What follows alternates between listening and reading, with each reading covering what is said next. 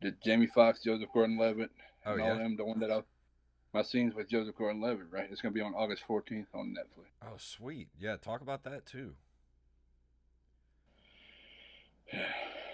Jamie Foxx was not exactly as much of an asshole as I thought he'd be. Really?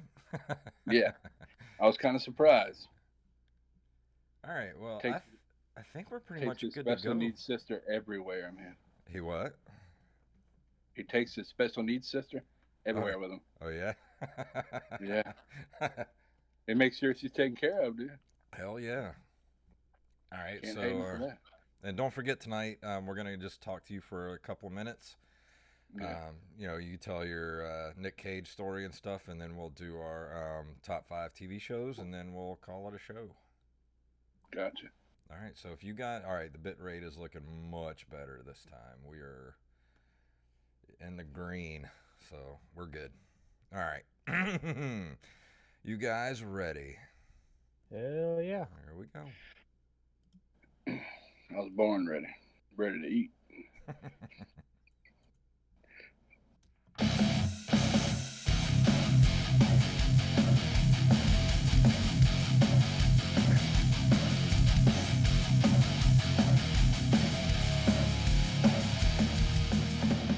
It is the Open Micers podcast. My name is Jason Robbins.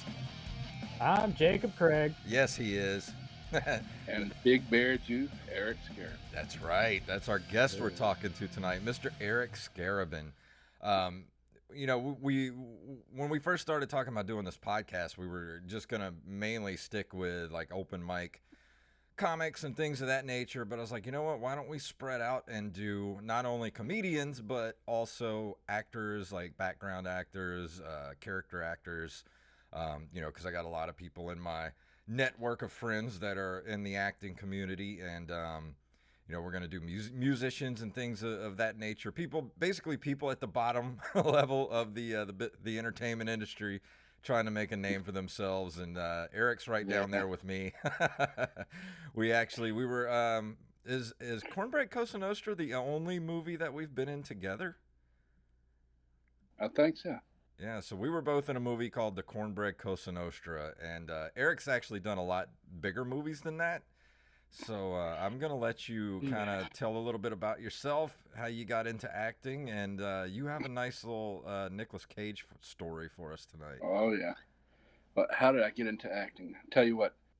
I met Creek Wilson, and he said, "Man, you should come down to Jeremy London's acting class." And I was like the Jeremy London from Mallrats? The hell is he doing in Mississippi? Yeah. And I was like, well, I went. I decided to go, and then for some reason, my good looks, of course, probably, but they asked me to audition for a Nick Cage movie.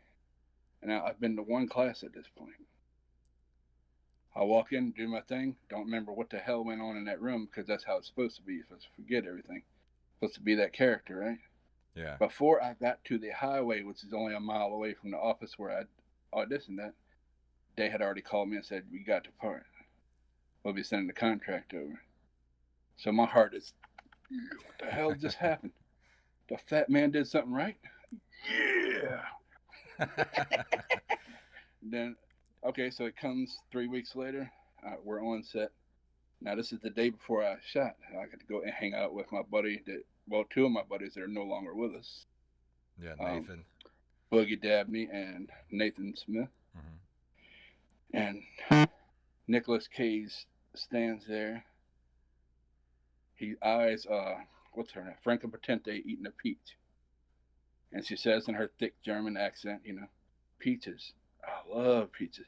But I love the fruit everywhere from here, but especially the peaches. And, Nick's ears perked up, his whole body straightened up. He says, peaches? I could eat a peach for hours.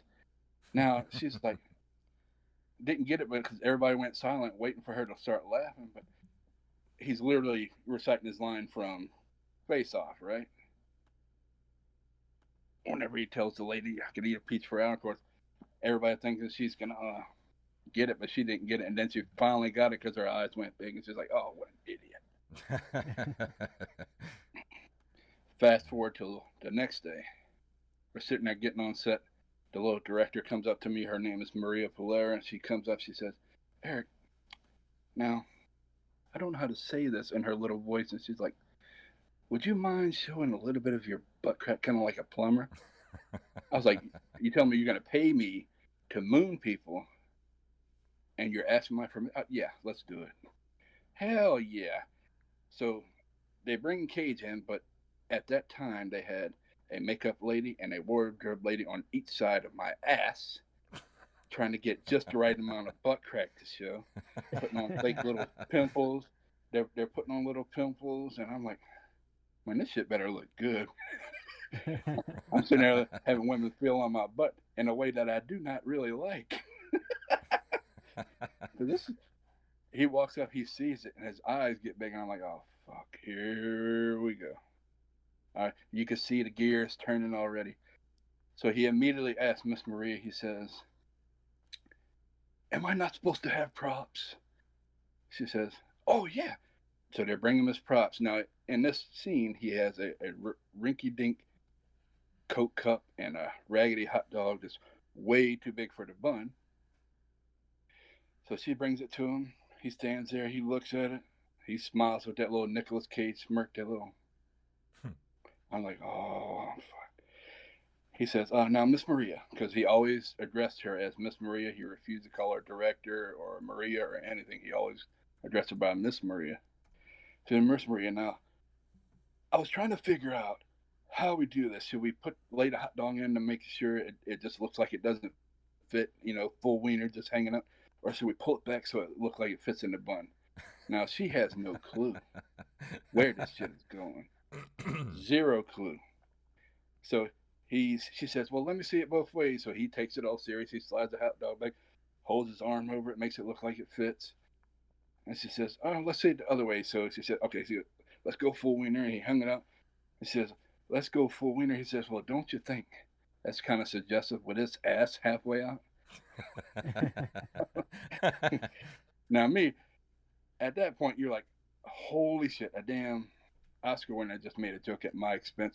And I'm laughing so hard, I start coughing. Everybody just started laughing. My buddy David Marion was the first assistant on there. He started laughing so hard that he's just like, man, let's take 5. This is some bullshit. Because I couldn't, even Nick Cage was laughing, man. So how does it feel to have an Oscar winner make a joke at your ass crack's expense? I was like, well, at least he noticed. Yeah. What movie was this on? It is called Between Worlds. It's still on Netflix right now. Oh, okay. You can watch it on almost every streaming service: Vudu, Netflix. What is that other one? Amazon Prime. Yeah. iTunes. And fast forward till October last year, I get a call to audition for a part in a movie that has Rodrigo Santoro. Mm-hmm. He played Xerxes in 300. Mm-hmm. Dominic Fishback from The Hate You Give. Jamie Foxx, Joseph Gordon-Levitt. I could go on all day. The whole cast list is there. What's that crazy guy's name that played Tommy Lee in Machine Gun Kelly? And I auditioned, and before I left the room, Megan Lewis, she says, "Don't worry, you did good." So I knew. I was like, yes. Anytime she says that, you nailed it. Before I got to the house, they said, "We're gonna ask for your first refusal." Of course, you know what that means. Yeah. It means keep these dates open just in case. Yeah. And so a couple of days later, director got it. He goes, "That part's a little bit small. Let's move you to this part." So I was like, well, I am a big guy, so I kind of do fit in a bigger part, But that movie is wild. As they have a pill that is invented that gives you temporary superpowers for 5 minutes. I've heard of this. What is it called again? Well, right now it's untitled, still on IMDb, but the working title was called Power. I think I heard kind of like this. The TV show. Yeah. That's the way they hid it and stayed under the radar while it was filming, even though everybody on the planet knew they were filming. Yeah. So do you, And So- go ahead. oh, you go ahead, Jacob. So if you had one of these pills that gave you superpowers for 5 minutes, what pill would you go for?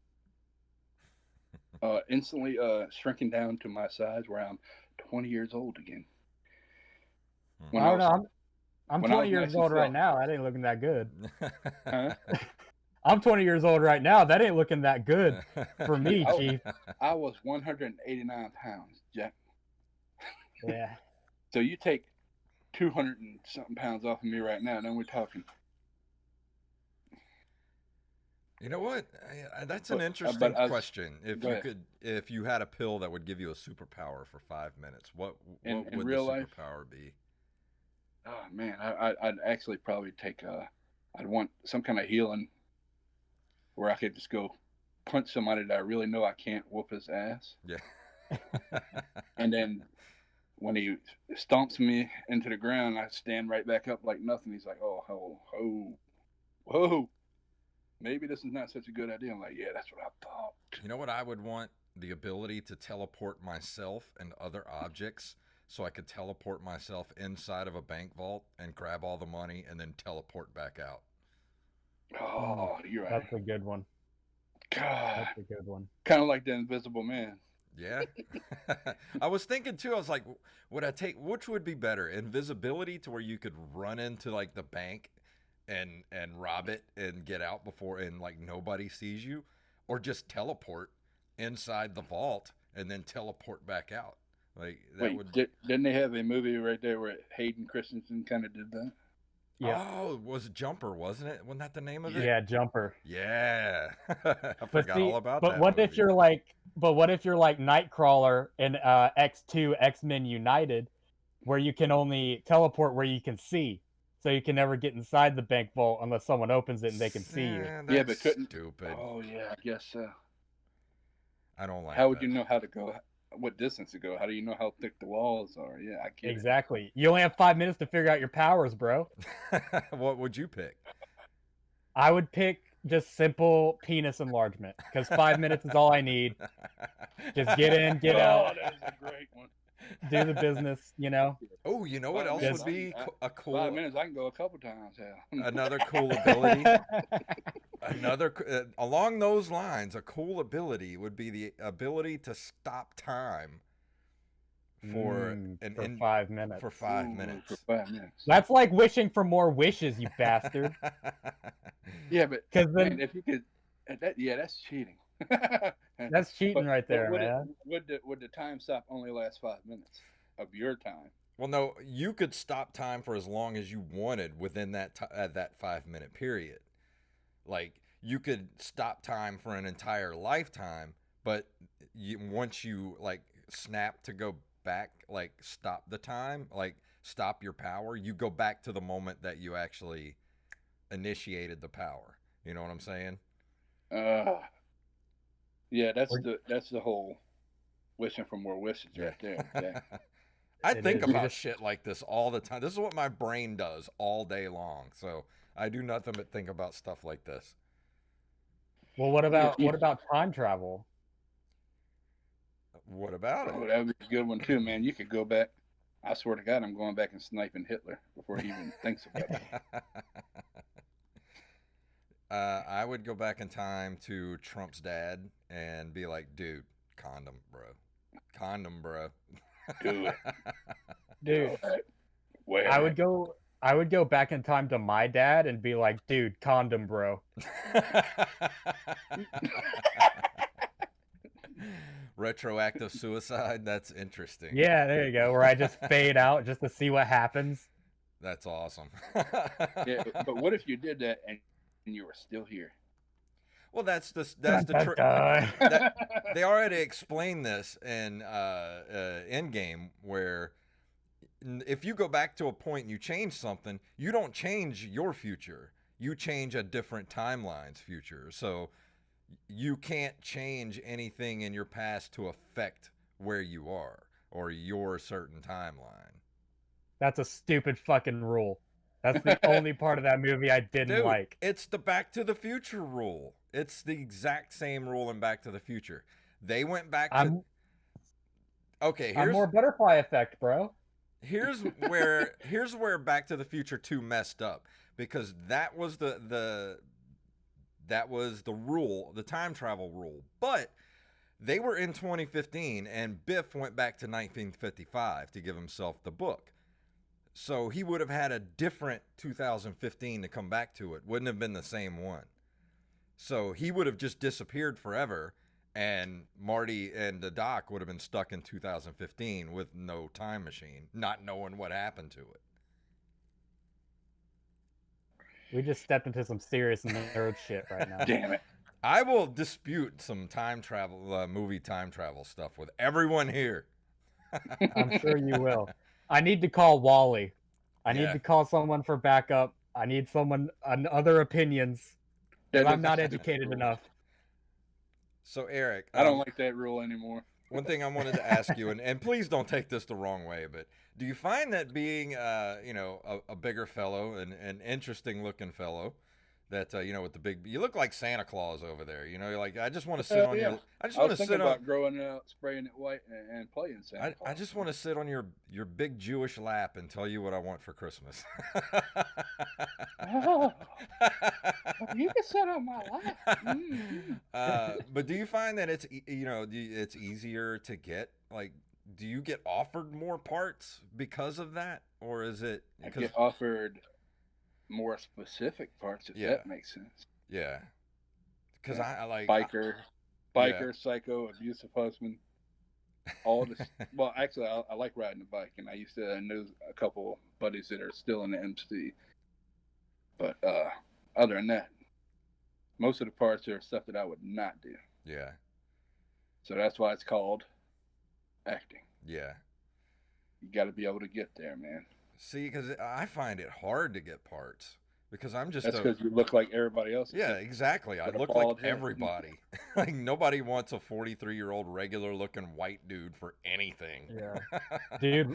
Right now, you look like Mr. Clean with cataracts. I don't know. No, we haven't addressed what's going on with the glasses. Like a broken down, twice divorced English high school teacher, man. But yeah. That's too accurate. Broken down, divorced twice. I don't know, t-shirt shop worker, something like that. Oh, yeah. Yeah, I started wearing glasses a few weeks ago. Like the new version of Clerks, man. Yeah, I had to start wearing glasses a few weeks ago because it's just my eyes started hurting too much. So I just went and got me some readers, and these help a lot, especially looking at the computer screen. Yeah, that's what happens when you get old. Yes, it is. I went and got them some readers. Yeah, I got me some do our little podcast we got going on here. Oh man, I'm sorry, you're a 43-year-old man. I don't need you, dude. I'm falling apart. Dude, I had to go take my yearly physical yesterday. I got my blood drawn. They called me today and said, yeah, your cholesterol is like way higher than it was 2 years ago. So you need to eat better and exercise. I'm like, man, we're getting they would there. have to invent a whole new chart if my fat ass went up in there. Yeah. Oh man, that's awesome. They'd be like, what? How are you fucking breathing? Yeah. Dude, I'm really lucky. I'm really lucky to be fat and noticeably fat, but every time I go to the doctor, they don't even tell me that I need to lose weight or anything. They're like, yeah, dog, you're good. Numbers are fine. Like, yeah, you're fat, but oh well, like it's not affecting your health yet, which sucks because I look really shitty. It will. And maybe not it will one day. That, but those knees and those hips gonna go out, Jack. Mm-hmm. Oh yeah, I already have back problems. problems. Ready to get in the groove, and you're gonna go crawl on the bed, and that hip's gonna say, "No, sir, your ass ain't going nowhere." Dude, my knees at this point, like, I can't walk. I could never be a cat burglar at this point because my knees sound like popcorn wherever I walk. Look, at what point in your life could you have been a cat burglar? Probably never. I'm not. Right after high school, right after wrestling season, I could have did it, man. Yeah. I got down to 1A. I wrestled Daniel Cormier my senior year. Did you for real? Swear on the Holy Bible, I put my life on the line, Jay. Who won? Who the hell do you think? So You see where he's at. Right? So you competed in high school. Now this is gonna sound like a fake, but I can prove it because I have the yearbook. Right? I wrestled Daniel Cormier. I played against Eli Manning, and I played against Peyton Manning.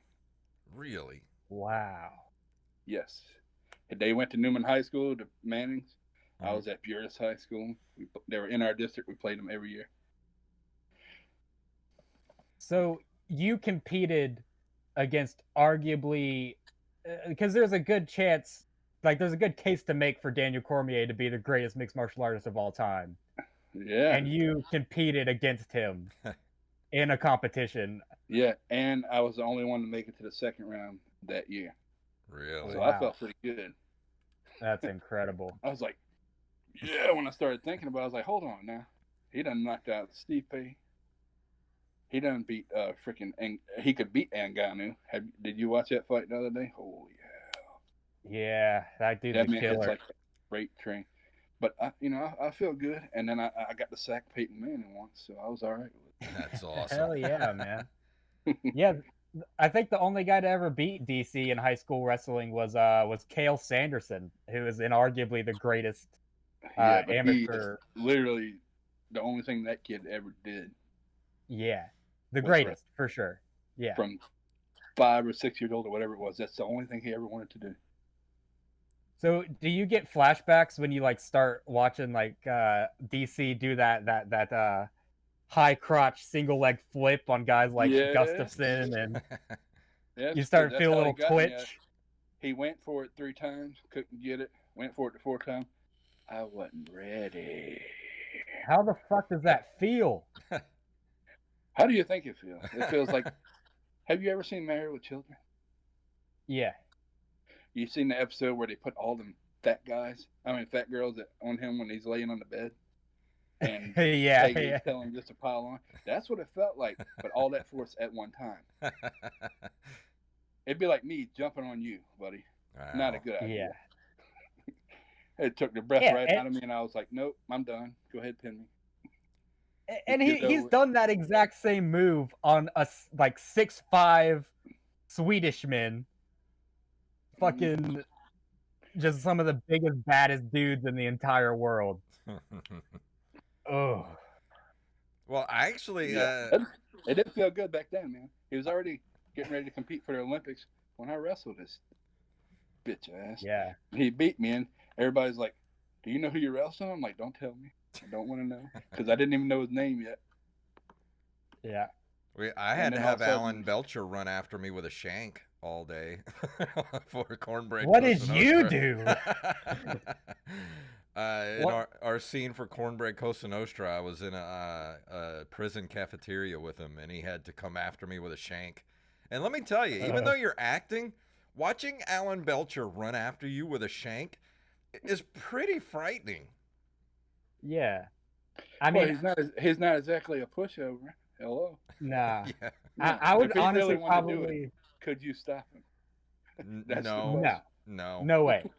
Dude, we were roughly the same size, and we're around probably 220, 230 at that time. We were both about the same size, but he was 230 of solid muscle. I was 230 of cheeseburgers. That was the difference right there. That's what I was saying. Since I'm built like a sumo, I'm pretty safe unless that knife is longer than 6 inches. Yeah. But you mentioned married. You mentioned Married with Children, which is going to bring us up to our top 5 for the night. And what we like to do with our guests is we like to go through a top 5 of their favorite something or other. And in the past couple episodes, it's been top 5 roast comedians, top 5 comedy writers, and tonight, since we have Mr. Eric on the show and he is an actor, top 5 TV shows. Sounded good to me. So we'll start with you, Eric. What is your number 5 favorite show of all time? Number 5, probably Lost. Because that's exactly how the hell I felt the whole entire time. Completely like, what the hell is going on? Because every time it looked like it was going one way, they decided to jump the shark and go a completely different way. I'll be honest, I dropped off around the middle of season 3, I think, when I dropped off of that show. I never Not me. finished it out.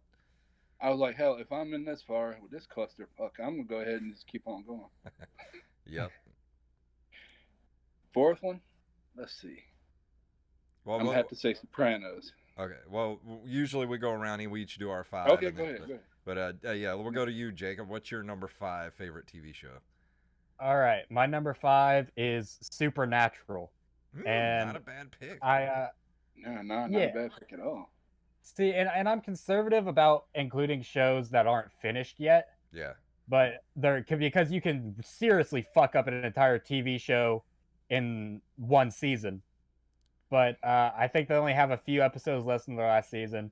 I've been watching it since season 8, which doesn't sound like a long time, but that's literally been years because they're on season 14. And there's just like something for everyone if you watch it, because the way that they blend comedy and character building and drama and action and horror. If everyone in the world watches this show, it's going to be something for you. It's the grown-up version of Scooby-Doo. Negan and actual, or what's his name? Jeffrey Dean Morgan. I said his character name. Jeffrey Dean Morgan role other than smashing people's brains in. Yeah. Yeah. It's a pretty good one. For my number 5, I went with Breaking Bad, because I knew when that show first came out, I remember the first episode had dropped on Netflix as season 2, right at the beginning of season 2.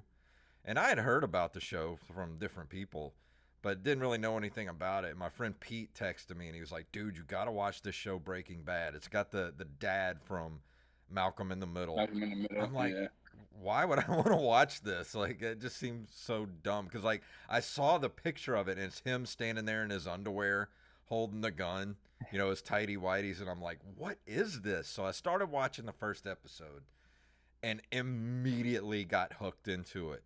And I think probably 3 or 4 episodes into that first season, I knew instantly I was watching something different, that this was going to be like a paradigm shift in the way we watch television moving forward, because this was something else, man. And I got through with the first season. I caught up in the second season as it was going on, and then I watched it pretty much until the very end.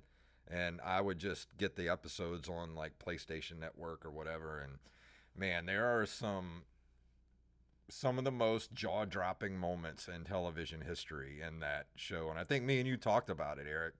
The part when Gus gets half his face blown off.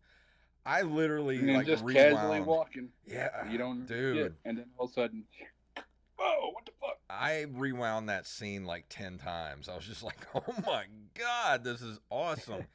And just from the first frame to the very end, and even the Fly episode, a lot of people didn't like complain about the Fly episode, but from a writer's perspective, honestly, I think the Fly is probably my favorite episode, because it actually is such a like metaphor for just the mental state that Walter White was in, and his like just descent into madness. So I don't know, if you've never watched Breaking Bad or anything, like, please go back and watch. You want a better endorsement than ours for Breaking Bad? Yeah. Anthony Hopkins was introduced to it on set. Really? He made them go get the other 6 seasons, and he binge watched it when he wasn't working. Wow. And sent a letter to Bryan Cranston saying he was the best actor he has ever seen in his life. Oh yeah. Wow.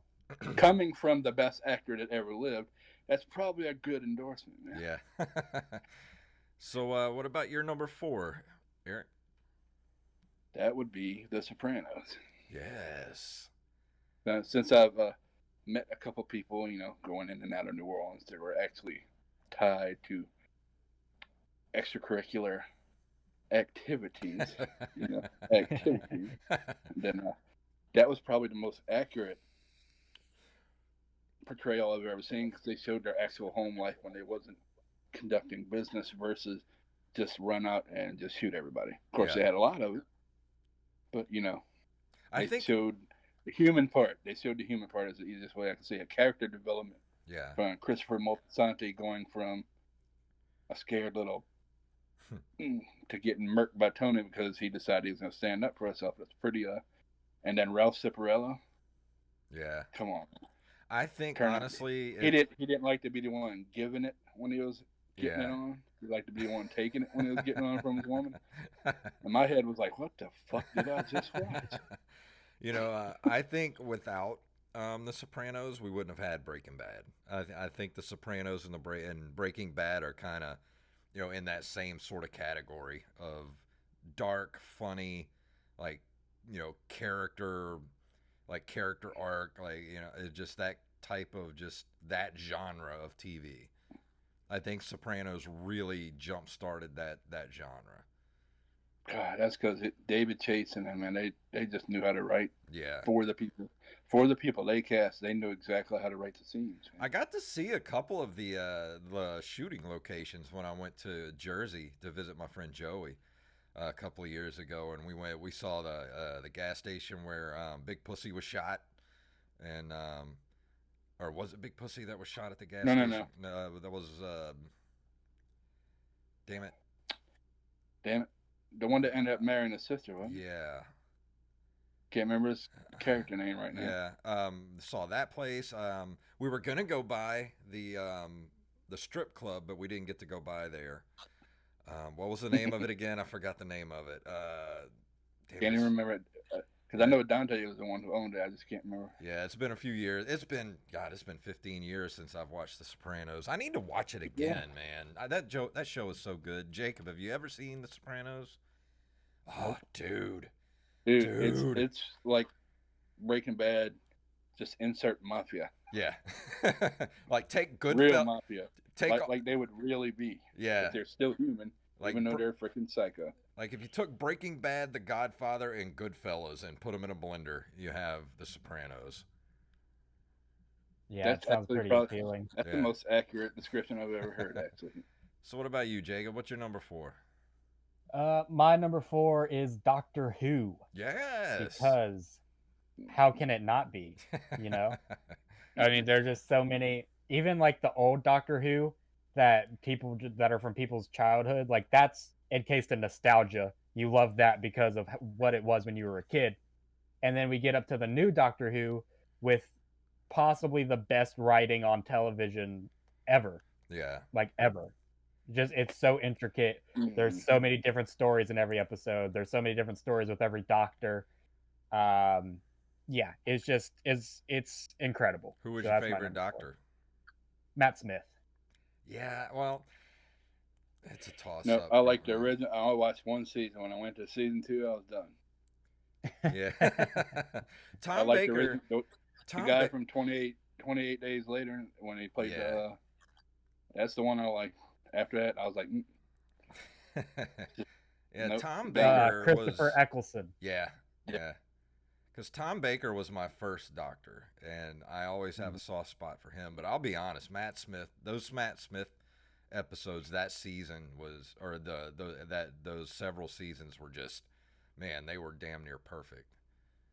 Yeah, I mean, Stephen Moffat and Mark Gatiss as a writing team because those are the guys behind Sherlock as well. Yeah. Like you're gonna be hard pressed to find a better writing team when it comes to weaving a mystery. Yeah. You're talking about Sherlock with Lucy Liu in it? What's that? Or the English version? You know what I'm talking about? No. I missed it. What did you say? She played like they had a Sherlock or something like that. With Lucy Liu was playing like a Elementary. Yeah, that's it. I forgot about that show. No, we're talking about Sherlock with Benedict Cumberbatch. Bumblefoot. I'm gonna watch that now because I didn't even know he had that. Yeah, it has Martin Freeman as Watson. He is probably one of the best actors working right now, man. Yeah. Yeah, he is. Did you see him just make Chewbacca sound and bring Harrison Ford back to like he was on set, man? Yeah. Go watch the clip when you get off. Watch Graham Norton and with him with Benedict Cumberbatch and Harrison Ford on it, Mm. and he gives Harrison Ford like one of those moments where you're like, he's 70-something years old. It took him there. Yeah. The first time he heard Chewbacca again, because he's that good at it. That's awesome. For my number 4, and Eric, I know this is on your list too, so I added it as my number 4, Married with Children. And it's one of my favorite comedies of all time. And a couple of years ago, when I was going through my divorce and I was having a rough couple of months, like that show, all I did was watch Married with Children. Like there was a good month where like I didn't eat, I didn't sleep, and all I did was watch Married with Children all day and all night. So, that show is just If I kind of like. didn't eat or sleep for a month, I would still look like this. But it was just it's just comfort food for me. Like that show, just something about it. I watched it as a kid, and I still love it as an adult. And Al Bundy is still one of the greatest TV characters of all time. I've watched every episode at the minimum of 10 times a piece. Yeah. And there are 251 of them. Yeah. So what about you? What's your where are we at? Number 3 now? 3? Yep. 3. Yeah. And that would be, since we've already went there, Breaking Bad. Yes. I mean, man, going from Walter White, Mr. I'm self-defeated, freaking, I'm about to die, I might as well just let it happen. Don't want to take the chemo to going ahead taking the chemo and turning into freaking Heisengard. Yeah. I've never seen an actor be able to take a character from that point to the end point and still make me believe it. Another one of the best scenes in that entire series is when Hank is in the bathroom and he realizes he's Heisenberg. Yeah, yes, sir. Oh my God, that was just like that light bulb moment. He's like, yeah. And then he tells him, if you know what you know, tread lightly. Yes, exactly. Oh my God, I want to go watch that again. Why am I rooting for a drug dealing psychopath? Exactly. He made me root for him, and he's the fucking bad guy at one point. Halfway through, he's the bad guy. You cannot convince me otherwise. Mm-hmm. So what about you, Jacob? What's your number 3? Yeah, my number 3 is the U.S. version of The Office. Oh, yeah. Why didn't I put that on mine? We talked about this in the last episode with Wally about comedy writing. Mm-hmm. But the first, 7 seasons are ironclad, perfect, some of the best comedy on TV. Yeah. And the last 2 just kind of downgraded to a really funny sitcom from possibly the best sitcom of all time. And they really just utilized the mockumentary style and made it popular, because even the UK version of The Office was still kind of pioneering it. And then The Office just took it and it's like, this is how you be funny on TV now. Yeah. Well, see, that's the thing, like with The Office. As much as I love The Office, there just gets a point in it where I just like you said, around the last couple of seasons where I'm just like, it's just not. It's not hitting the same anymore, and it felt like it was starting to get like really long in the tooth at that point. Like maybe they should have hung it up when like a season or 2 ago. Right, and that's the curse of some of the best shows on TV. Is if they ended it a season earlier, it would be so much better than it ended up being. Yeah. See, I'm always that way with Supernatural, because I'll get to the point where like halfway through a season, and it's like, because they do those 24 episode seasons, like you'll get those filler episodes, like 3 or 4 filler episodes in a row, and you're just like, why don't they just end this shit? But then they'll like punch you in the face with something. You're like, oh my God, I can't wait till next season. Thank goodness they didn't end it. Yeah. For my number 3 is X-Files. I love the X-Files. I have watched it through so many times. My poor Hulu subscription is just, for a long time there, it was just my X-Files subscription. It's what it was, because all I did was watch the X-Files. And the X-Files was kind of, without the X-Files, we wouldn't have Breaking Bad, because Vince Gilligan also worked on the X-Files. And You know, That's true. just the way the X-Files was shot, you know, the way it looked, the writing on it. Like, I love that they had they were one of the first shows that really started to do like that season-long overarching storyline. Like, yeah, they did have a lot of, you know, the villain of the week type of stuff, but they really started, like, they would have like 2 or 3 of the episodes of the, you know, the overarching like Smoking Man storyline, and then they would do a couple of villain, you know, monster of the week. And I really like that, and I miss that in a TV show. Like, I love the kind of the mystery of the week type of format. Yeah. I mean, because they had that, like you said, that overall theme. Yeah. They were interweaving small stories in almost every episode. Man. Yeah. Yeah, and they kind of did that with like the first 5 seasons of Supernatural. Yeah. But as soon as it hit Angels and Demons, that's what the entire show became about. Yeah. Like it's not hunting down like what monster are we finding today? It's, you know, oh hey, fucking Satan's alive. Well, like a couple of seasons ago when they're like the main villain of the season was God. And I'm like, Yeah. Who do they fight next? You know, like where are they going to go from here? That's where they are now in the last season. Like the season right now, they're trying to kill God. Yeah. And you can't top it, which is why it's their last season. Yeah. So what about you, Eric? What's your number 2? Married with Children. Yes. It's technically tied, but when you see my number 1, you'll know why, because it's a character-driven show. But I've never had somebody keep me entertained and make me feel like he was that damn person more than Ed O'Neill playing Al Bundy.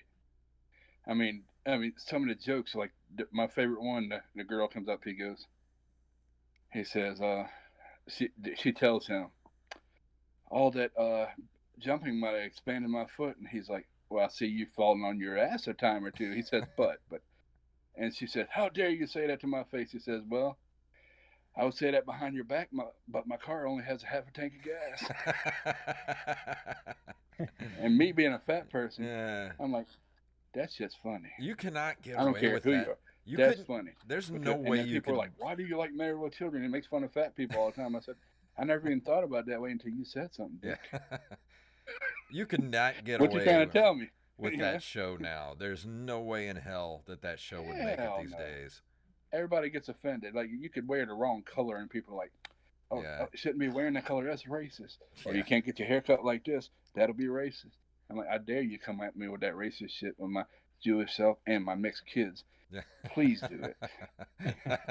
Anybody that's ever talked to me knows better. Now, I might look like a Mississippi redneck, gun-toting, what's that super flag, that Confederate flag wearing retard, but but no, not me. No, Eric's pretty woke. Yeah. So what about you, Jacob? What's your number 2? My number 2 is the Game of Thrones. Yes, I hated the ending though. Exactly, that's what I was saying earlier about the last season ruining an entire show's legacy. Yeah. Because a lot of people hate the 6th season as well, but in my opinion, the arc in season 6 of Game of Thrones is one of the greatest season arcs I've ever seen. From the start to the end being the Battle of the Bastards, with Jon Snow facing off one man against hundreds of men and just being like, yep, this is what we're going to do now. Yeah. Like, I mean, just some of the... It felt like that was the setup to the greatest ending possible, and then they gave us that shit that looked like a deflated balloon. Yeah. But that's okay. Yeah. Did I still enjoy it? Yes. Did I enjoy it as much as I thought? Hell. I could, honestly, the last couple episodes, like, the battle at Winterfell, I didn't even see it because I couldn't see what was going on the TV. It was exactly. Dark. You physically couldn't see what was happening. I thought so many people died. Luckily, when they were still alive. TV. What's that? HDR TV. I could see. Oh everything. Yeah. I couldn't tell what was going on. The blacks and everything came through. Yeah. Now, if you didn't have it, forget about it, because my brother's TV. Hell no. It looked like just somebody going through the dark, and every once in a while you could see a little bit of something. And I'm like, no, what? I'm saying, how the hell are you saying that? He says, I don't know. Yeah. I said, you pretty much just listening to it. You like listening to the radio right now. Yeah. This is going back old school. So for my number 2, what were you saying, Jacob? I'm sorry. No, you can go ahead. I was gonna say my number 2 is Firefly. Firefly Ooh. is the greatest Not science bad, fiction not show bad. ever made. I mean, it's a western, it's science fiction, it's pirates, space pirates. I mean, what more could you ask for from a TV show? It was canceled Yeah, way too soon. Did you see that they're thinking about bringing it back? I wish they yeah, would. thinking about doing a reboot. I don't know if you can do it with different people, though. I don't know, man. He's going to be in charge, so he's going to pick them quirky people. Bro. Yeah, I mean, Nathan Fillion could come back and still be, he looks the Captain same. Mal. He still looks the he exact looks same. Exactly the same. The girl that played, what's her name? Well, you got Zoe. Summer Glau. Yeah, Summer Glau. Yeah, she does not look the same. No, definitely not. Recast that part. That's a glow up, as the kids say. What was his name? The Baldwin played Jane. Adam Baldwin. Adam Baldwin. I think he's too much of a relation. dickhead. He's too much of a dickhead to get to be recast as Jane. But Firefly's whole deal was pretty much lightning in a bottle, because them being canceled after 14 episodes was kind of a godsend, because now it'll forever be enshrined as we want more of this. Exactly. And then they did the movie to wrap it all up, and now it's done, and now it's awesome, and everyone still loves it. Serenity. And they didn't do the Game of Thrones. Yeah. Well, just one more until it was one too soon. Serenity's so good. But we're getting down to it. Eric, what's your number 1 favorite TV show? Sons of Anarchy. I knew it. Good show. You give me one show that could show somebody played by Kim Coates called Tig. Yeah. Go from the most psychopathic, unloving, uncaring person, or if you want to call him a person, character on a planet, to somebody that is willing to accept a transsexual as his lover, and willing to take her out and be okay with it, knowing what world he lives in. If you could convince me that there's another actor that can pull that off, I will kiss your foot. Kim Coates is one of the most underrated actors in Hollywood, and he needs to be in more shit. Yes. You know where I noticed him at, and you might not even notice it because it was really quick. Have you ever seen Open Range? No, Kevin Costner movie with Robert Duvall? Yeah, I've heard of it. I'm not a real big Western fan, though. Man, that one's different, man. That's like old school mixed with new. It's good. Yeah. It's right at the end of where everybody was driving cattle around. Because if it's got Kim Coates in it. Start. If it's got Kim Coates, I'll watch it. Not like a 30-second scene in there. And I was so convinced by his little smirk and his answer he gave Kevin Costner that I was like, holy hell, I have to look at IMDb and see who the hell this is. And that's what made me start looking at it. That's how I found out about Sons of Anarchy. Yeah. Because another Kevin Costner movie that he actually did with Kevin Costner was Waterworld. And what's amazing is he was actually good in Waterworld. Trying to steal all his stuff and buy the women. You ever seen Buy the women? That sounds familiar. Sons of Anarchy. He did quite a bit of it. Yeah. Maybe in Canada. Dude, that's how they like to. When Opie died, I think I died a little bit too. Oh, I cried. I might sound like a little bitch. That was one of the hardest TV deaths I've ever had to watch, man. Because I was into that show. If you like that show, I can give you something that'll make you feel even worse about the character. Yeah. Watch him and who played Jax again?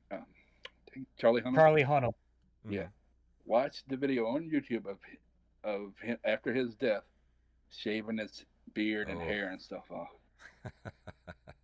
Living as that character for 7 seasons. Yeah.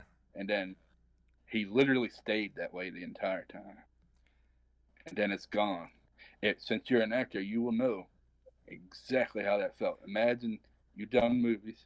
Imagine doing that movie or TV show for 7 years.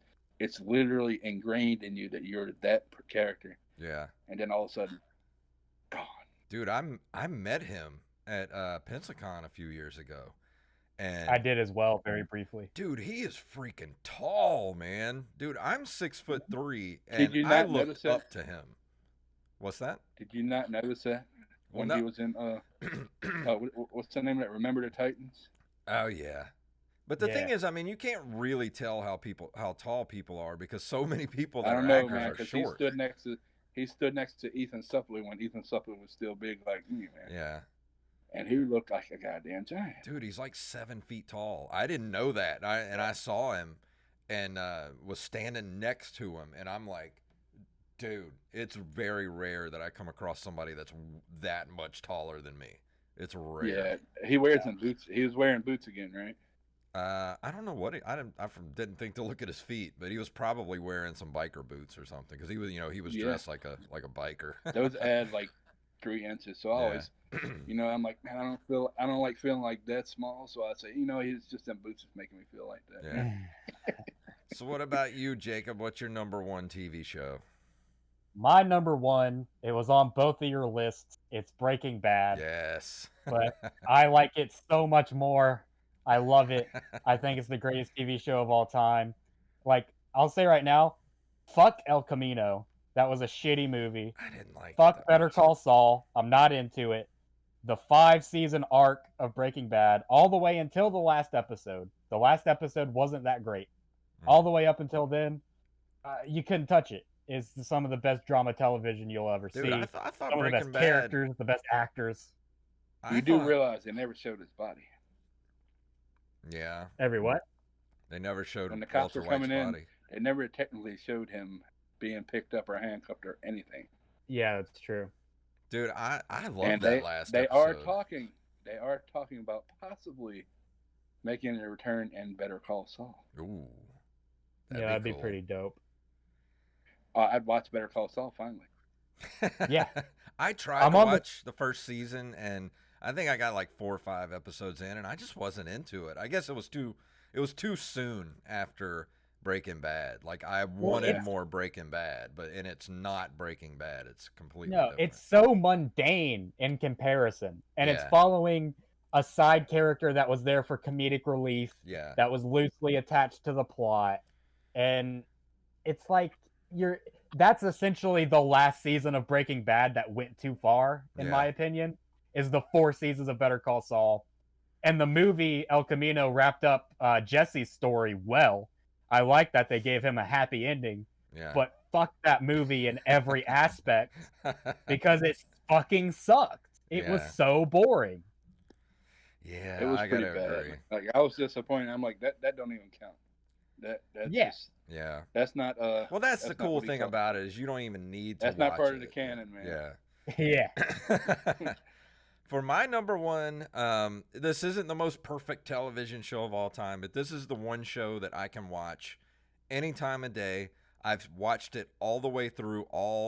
There are 9 seasons, but I don't consider the very last season. It's more of a spinoff than it is an actual 9th season. It's Scrubs.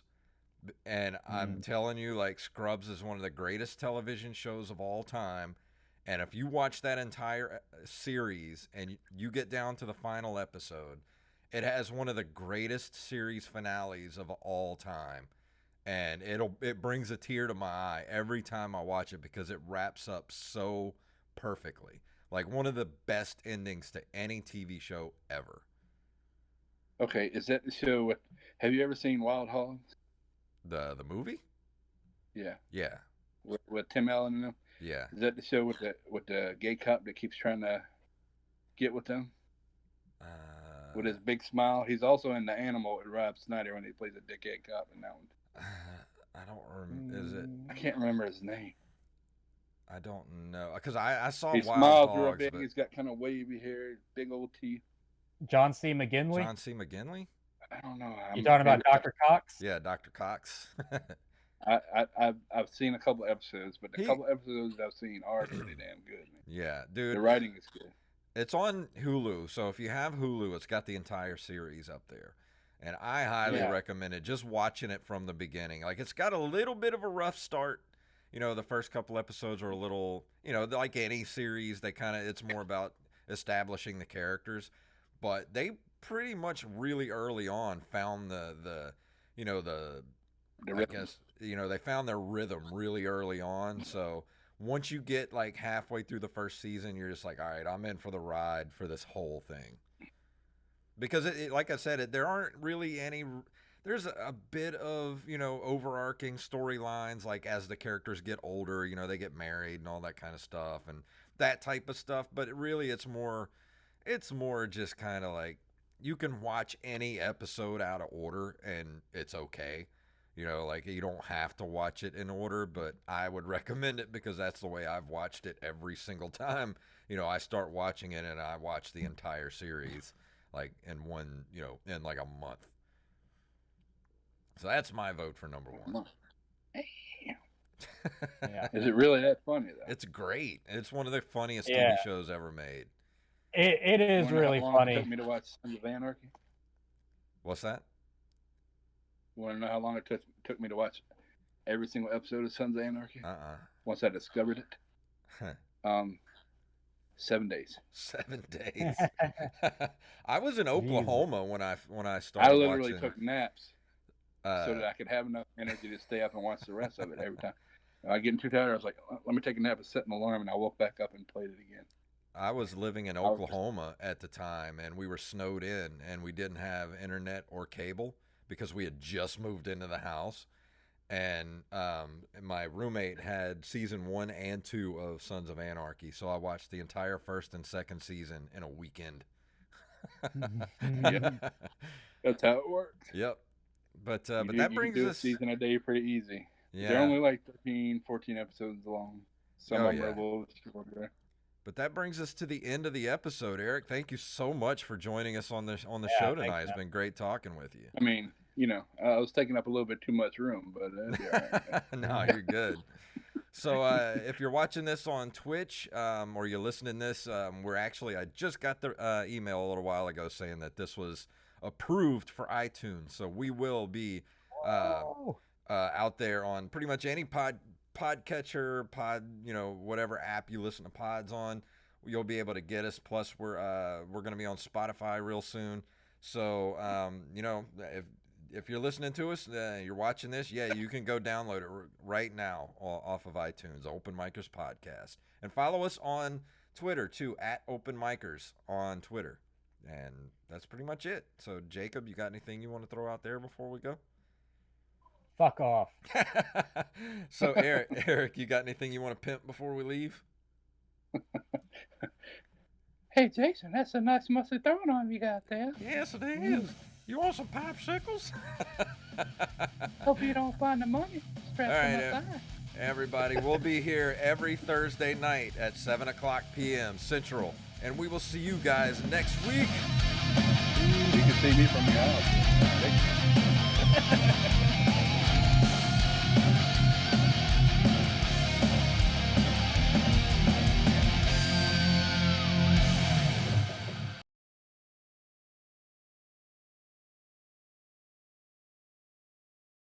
I'm ready to go eat. Do you see you're keeping me from eating? Do I look like I can go without a couple? Probably. So thank you, everybody that watched us on Twitch tonight. We will see you next week right here at 7 p.m. Goodbye. Bye-bye.